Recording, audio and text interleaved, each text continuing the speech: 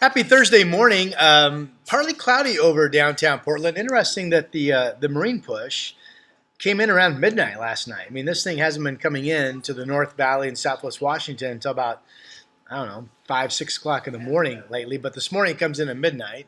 And now it's proven to be fairly widespread, but not solid. There are holes in the cloud this morning with some sunshine poking through. So going to be a brighter day than I thought. I've upped temperatures in the Rose City to about 78, maybe 80 today. We're certainly should be cooler than yesterday, which hit 83 for high.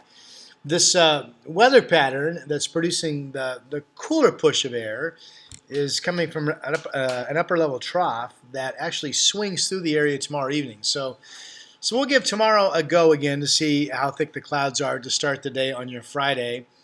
And some of the modeling actually keeps cloudiness around tomorrow with the chance of some patchy drizzle. I think the only areas that had any wetting at all this morning were Cascade Foothill communities.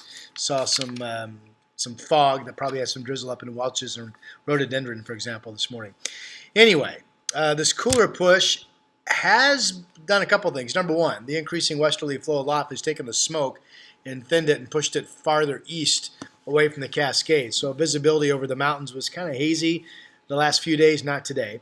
And the other thing is we're actually seeing cooling temperatures over in Central Oregon as well. In the 80s today generally instead of the 90s. And then even out in Baker City and Burns and John Day and La Grande, temperatures could hold in the 80s tomorrow and Saturday. So at least some cooling, which is great news across our state. Remember, there have been places like Hermiston, for example, La Pine, where temperatures went almost 3 weeks. I think that's right, about 3 weeks, where it was mid to upper 90s on average. So that would be a nice little respite from that type of hot weather for those folks. Okay, for Portland, do we have any measurable rain in the forecast? Of course not. And remember, this is the bullseye time of our dry season. From mid-July through about August 10th is typically the driest part of our year. And what happens August 11, 12?